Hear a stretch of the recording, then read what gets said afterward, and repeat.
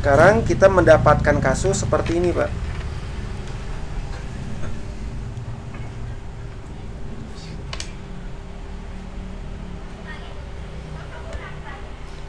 Ampernya 0 terus. Sebentar. 0 udah nggak connect.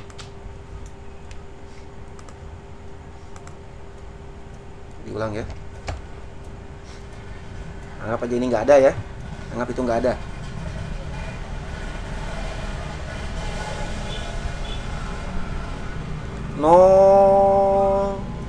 Tadi ada berdetak yang ini ya. Nah, ada ini berdetak, tuh berdetak lagi, hilang lagi, 0 lagi. Gak ada arus sama sekali. Nah, tapi ada, cerot, hilang lagi, cerot. Ini nggak akan mungkin bisa kita ukur pakai power supply, karena tegangannya hanya 0, sekian detik. Power supply ini untuk naik ini butuh waktu yang cukup lama. Nah, seperti ini. Puncaknya, peaknya ini 131 ya. Sekitar 100-an lah kurang lebih. Atau kadang-kadang ini delay di 20.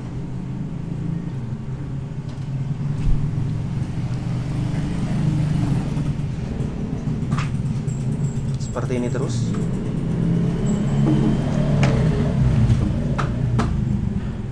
Permasalahannya berada pada IC power yang bermasalah. Ya, apa? IC power yang bermasalah. Artinya tegangan fisis pasti sudah ada. Di saat kita mendapatkan seperti itu, maka sudah pasti dong kita terima dari konsumen seperti ini. Perlukah kita mengangkat kaleng ini? Tidak. Adapun nanti kita angkat paling-paling kaleng ini saja. Karena kaleng ini isinya apa? IC apa dalam sini? Ada jet power. Permasalahan fisis bisa karena di sini. Tapi kalau masalah seperti tadi, itu ada di masalah power. Seandainya nanti kita buka, akan terlihat seperti ini.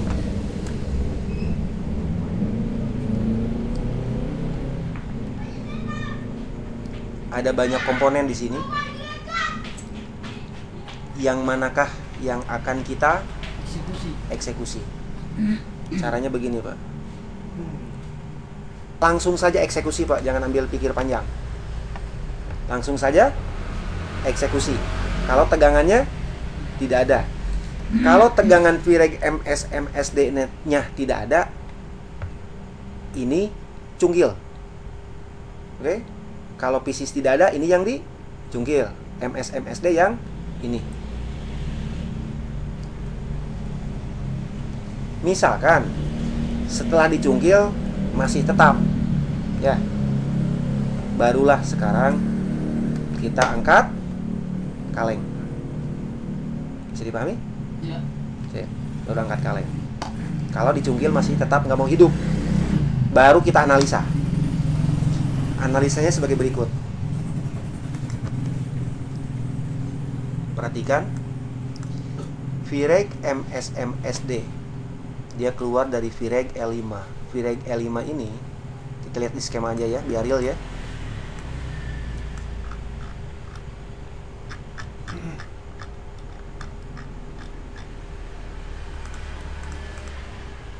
Nih, Vireg MSM SD. Start.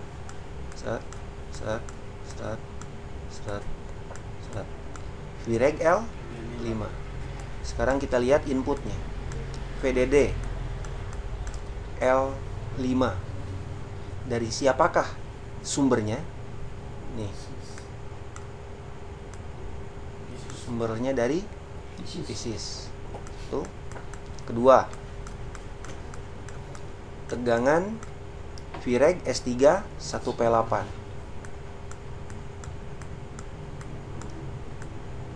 VSW S3. Sumbernya dari PCS juga. Tadi kan PCS-nya ada. Ya, PCS-nya ada. Tapi tegangan 2 tadi tidak keluar. Tegangan tidak keluar bisa disebabkan 2 kemungkinan. Kemungkinan pertama, tegangan VREG S31P8 ini ada yang membocorkan. Entah komponen yang mana kita nggak tahu, tapi yang pasti ada yang membocorkan. Yang VREG S31P8 ataupun yang MSM SD. Gimana cara kita dapat tahu dia itu bocor atau tidak? Ya ukur saja hambatan dalamnya. Betul. Ukur saja impedansinya. Di saat impedansinya, seperti apa ngukur impedansi? Ya begini saja. Sebut kata kalengnya tadi belum dicabut ya. Ukur saja impedansinya. Ukur pakai avometer.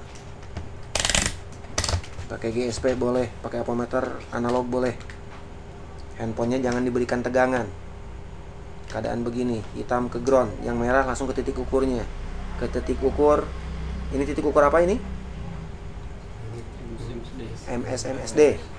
Nilainya 50 ohm. 5 dikali sebentar. Ini saya bikin dikali 100.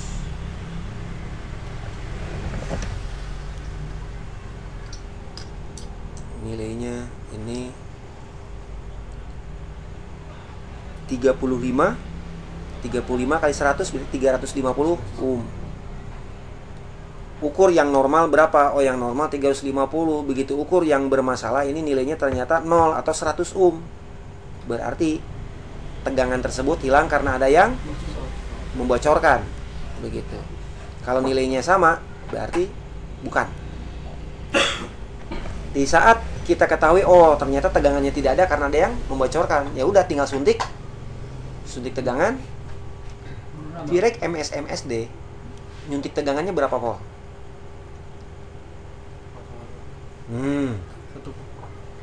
Berapa? MSMSD tadi 2,8. Ambil power supply, suntik 2,8 volt, pegang mana yang panas. Oh, ini yang panas, cungkil atau angkat. Kalau yang VREG S31P8 berapa volt? 1,8. Suntik, pegang mana yang panas. Oh, itu panas, angkat. Kembali lagi, 2 kemungkinan. Kemungkinan pertama, 2 tegangan tadi tidak ada karena bocor. Kalau tidak bocor, kemungkinan kedua adalah sebagai berikut.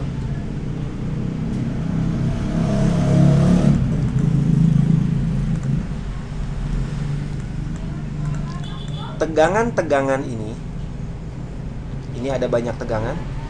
1, 2, 3, 4, 5 dan seterusnya ada di sini semua. Dia keluar secara berurutan. Urutan ini sangat penting karena seperti yang menurut teori yang tadi di awal saya sampaikan, dia merupakan seperti ada efek domino A, B, C, D. Di saat A masalah, B, C, D, E tidak ada.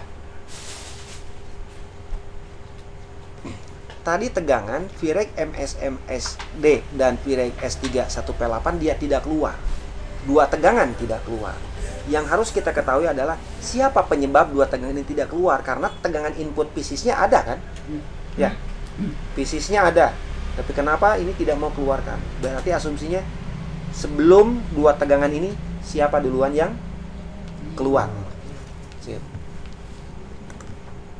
Tegangan yang keluar adalah pertama,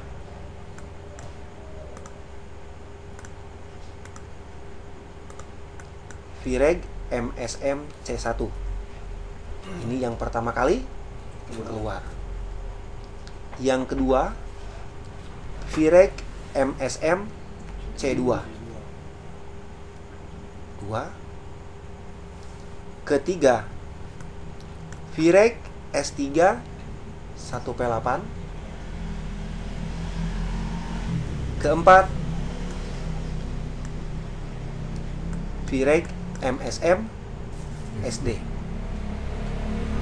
Berarti di saat VREG MSM SD ini tidak ada dan VREG S3 1P8 tidak ada, apa yang kita lakukan?